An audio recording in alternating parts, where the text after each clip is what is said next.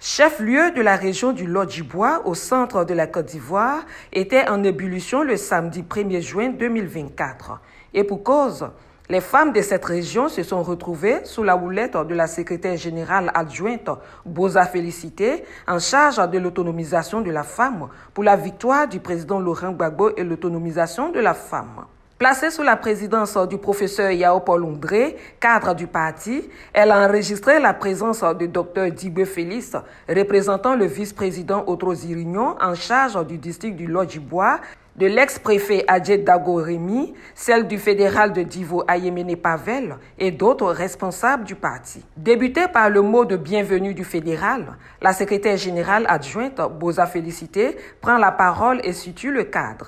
Le 10 mai 2024, à l'hôtel Sofitel, notre candidat a été présenté et investi comme le candidat naturel du PPAC aux élections présidentielles d'octobre 2025. L'archevêque de la femme vit dans la pauvreté. Beaucoup ne travaillent pas. Elle n'arrive même pas à se faire soigner.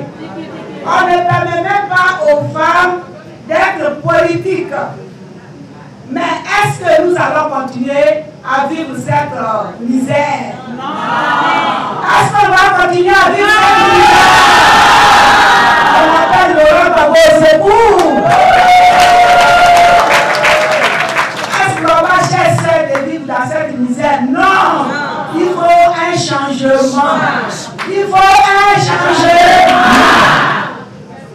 Celui qui peut apporter une solution à cette situation difficile, c'est le président Laurent Gbagbo. Et pour qu'il le fasse, il faut qu'il soit élu.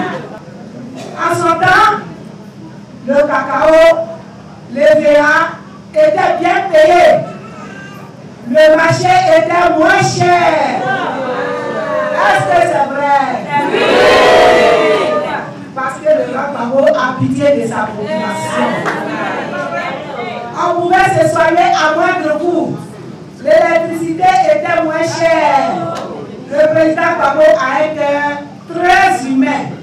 Il n'a pas procédé au déguerpissement de sa population. Au contraire, il a apporté à la population ivoirienne les services sociaux de base. Quand il va revenir au pouvoir, il va trouver une solution à nos problèmes. Et pour qu'il le fasse, il faut qu'il soit élu. Et pour qu'il soit élu, toutes les femmes doivent être inscrites sur la liste. La candidature du président Laurent Gbagbo à l'élection présidentielle de 2025 pour le compte du PPACI n'a pas laissé les femmes indifférentes. Elles ont entonné des chants et danses pour marquer leur adhésion.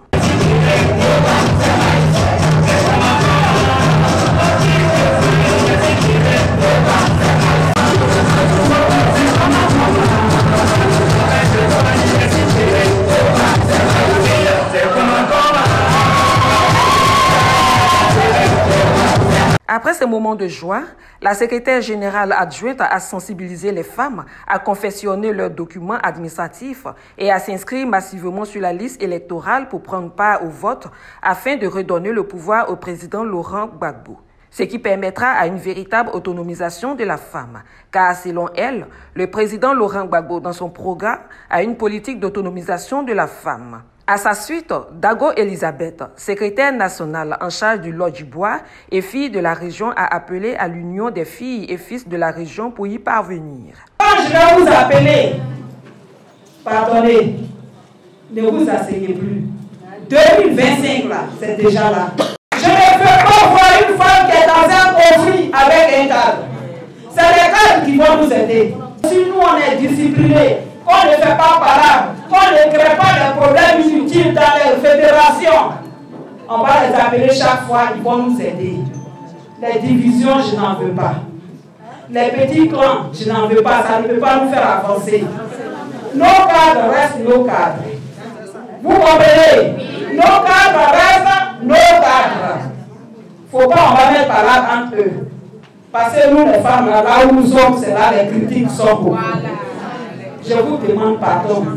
On veut avancer. On veut quitter dans la souffrance. c'est nous les femmes là, qui sommes nombreuses. C'est nous qui allons amener Laurent Gbagbo à la présidence. Amen. Si on est dans sa bagage, c'est pas bon. Je compte sur vous. Le représentant du vice-président Otro a remercié les femmes pour leur sens du devoir. Il les a invitées à ne pas se laisser distraire et à se mobiliser autour de la candidature du président Laurent Gbagbo. C'est une occasion exceptionnelle parce que, à la limite, après les deux événements que le PPACI a connus, c'est-à-dire la fête de la Renaissance à Agoville et la convention qui s'est tenue tout dernièrement pour présenter le candidat Laurent Gbagbo, les femmes du Lot d'Ivoire se retrouvent dans notre ville, dans notre fief, pour encore et encore dire que notre raison de vivre, c'est le PPACI et c'est le président Laurent Gbagbo. Je vous remercie.